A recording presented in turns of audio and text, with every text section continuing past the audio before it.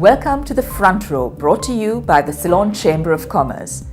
In today's show, Mano Tittawela, a senior public sector official, is in conversation with Shashank Srivastava, former CEO and board member of Qatar International Financial Centre. Qatar, in a very short period of time, transformed its petro-dominant economy into a diversified industrial and services economy. Shashank explains what Sri Lanka and any other developing nation could learn from the economic transformation of Qatar. Shashank emphasized the importance of being open to the rest of the world to promote public-private partnerships in building mega projects such as Colombo International Financial Centre. Public-private partnerships, popularly known as PPP, is a rich source of managerial discipline, technical expertise, and capital. And as such, appropriately implemented PPP projects could bring in significant benefits to developing countries. Let's now listen to Shashank Srivastava. Thanks actually for being with us, Shashank. Thank you. Qatar, as a small nation, of course, naturally very rich in natural resources, hydrocarbon related energy resources, managed to transform itself from a purely dependent economy on hydrocarbons and other fossil fuels into an economy that is now vibrant, and as you say, where its GDP is, the hydrocarbon sector only accounts for about 50%. I'll be very interested in knowing how that transformation took place and how it happened in relatively quick time frame. It's a great question, and it's a great lesson for the world to look at that case study and look at that example of Qatar. First of all, from the hydrocarbons, what they did was they immediately focused on developing ancillary industries to the hydrocarbon industry. Right? So they developed the petrochemicals industry, and then on the back of that they started developing other industries, but still related to the core LNG. Once they had built that infrastructure in place, then financial services actually played a very important role, because financial services not only helps you to diversify and finance other industries, but in itself becomes an industry of diversification, correct? So that's the strategy that they had used.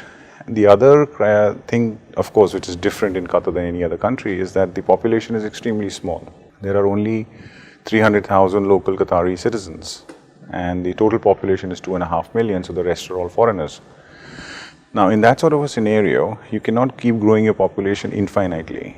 There is a limit to which you can go. So therefore, the industries that you can grow have to be necessarily knowledge-based, have to be industries which are not really dependent on too much manpower to power them, right? But are actually more in terms of the knowledge workers that you require in the economy. And so then they went about looking at those sectors. So Qatar Airways is a great example. Media, Al Jazeera, so that was developed. The media industry was developed. Healthcare industry has been developed. The education sector, but Weill Cornell is on the ground. Georgetown University is on the ground. Northwestern is on the ground, so on and so forth. HEC Paris is on the ground. University College of London is on the ground, right? So education, it powers the knowledge workers, and then education itself becomes an export industry for you, right? So financial services, education, media, logistics, the aviation industry, and then if you have a Qatar Airways, the number of industries that can grow around the aviation industry is quite significant, right?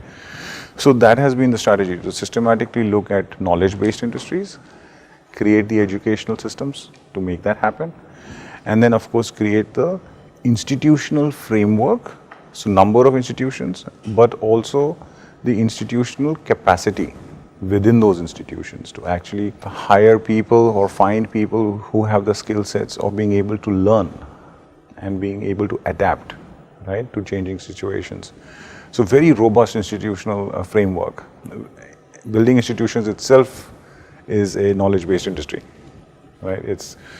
Some institutions are based on systems only, others are based on knowledge workers, right? So very clear focus around creating those industries. Also phasing it out and prioritizing. You cannot just do everything under the sun at the same time. So they very systematically did the hydrocarbons, then focused their attention to industries ancillary to hydrocarbons, then focus their industry attention to financial services, media. So it's one at a time. Don't try and attempt too many things at the same time. That's quite relevant to Sri Lanka as well, because we have a different issue. I mean, Qatar has a small population. We don't have a small population by our size. We have a population of about 21 million people. But we have a different demographic. You know, we have a rapidly increasing aging population. So which also propels us to do somewhat similar things that Qatar did in terms of going in for knowledge-based industries as opposed to labor-based industries. You know, so that will be a very useful point for Sri Lanka to take. Moving on from that, the other aspect which I would like your views on would be, you also did allude to the fact that in this whole process of transformation, but even in the petrochemical industry itself, the Qataris strategically open their arms to some of the best international companies and technologies, which is quite a progressive attitude, particularly taking into account the reserves that Qatar already had. They could have easily gone on a closed basis. In that strategy, some years down the line or a decade and a half down the line, do you think that partnering with Qatari businesses and Qatari individuals even, and also other joint ventures, has resulted in significant technology transfers in not only the hydrocarbon industry, but in other allied industries that you alluded to? Yes. A lot of countries have the tendency to nationalize the strategic industries that that country would have. It's a very natural reaction that you want to protect your strategic industry. However, this was a very visionary thing, and I don't know how it came about, but it was a very visionary thought process and a very visionary thing for the decision makers in Qatar to do, which was to say that actually to future-proof ourselves, right?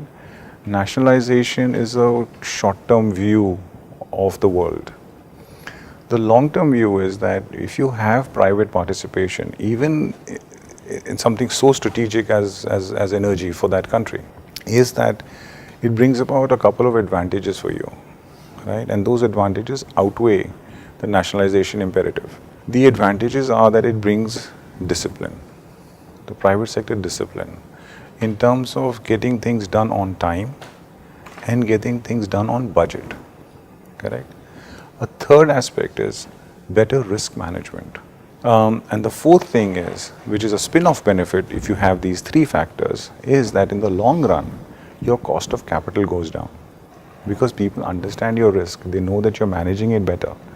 They know that you have created the right systems in private partnership. Because of that, the world looks at you in a different way and gives you capital at a cheaper rate.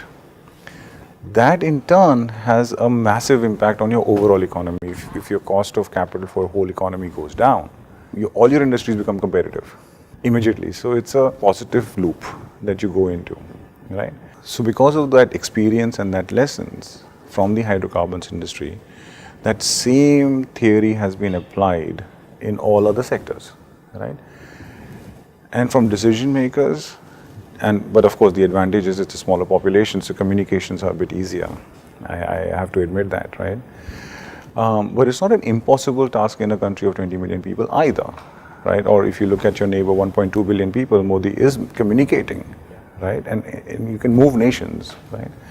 So in that country, it was that the local population and the local businessmen understood the value of partnering with foreign companies and the best-in-class foreign companies. Now, mind you, when you become rich, all sorts of people start knocking at your door. So you need to be wise enough to decide who to partner with and who to reject and when to walk away from the table, right? So you develop that expertise of even finding good partners, and then also develop the expertise of getting into contractual relationships which work for both partners, right? So the industry and the businessmen understood that. They also understood that by doing this, they themselves become stronger and more competitive over a period of time, right? And their cost of capital goes down, right? So it's a win-win situation, right? So that would be my response, is that I think the entire environment and the ecosystem changes and understands the value that the private participation actually brings. Now you have to understand that private participation requires a return as well. So you have to have the mindset that yes, my partner needs to make money and I also need to make money, but it shouldn't be a case where that, you know, I will make money and that's it, at the exclusion of everybody else. So you've got to partner with the world and grow the pie, rather than say I will want a larger share of the same pie. And I think that is a cultural mentality, economic mentality, economic cultural mentality that is very well embedded into the system, but has been built over a period of time. Okay, thank you very much. You are watching The Front Row, brought to you by the Ceylon Chamber of Commerce. In today's episode, Mano Tittawela was in conversation with Shashank Srivastava, former CEO of Qatar International Financial Centre. The Ceylon Chamber of Commerce invites you to post your comments on Facebook page of Economy.lk. Thank you for watching The Front Row. Stay tuned for more insightful and informative episodes.